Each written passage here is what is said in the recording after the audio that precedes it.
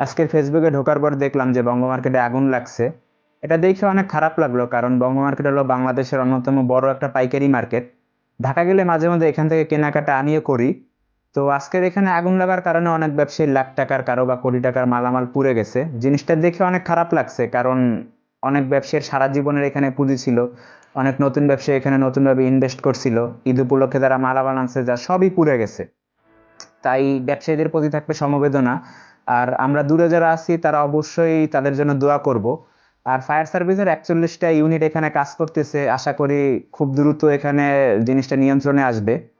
আর সাথে একটু কথা বলতে হয়, যেটা হলো ফায়ার সার্ভিসের উপরে শুনলাম অনেক ক্ষুব্ধ ব্যবসায়ীরা আক্রমণ চালাইছে, যেটা একদমই উচিত হয় না। কারণ পূর্বেও গুলিস্তানে যখন বিস্ফোরণ হয়েছে তখন ফায়ার সার্ভিস কিন্তু পাশে ছিল।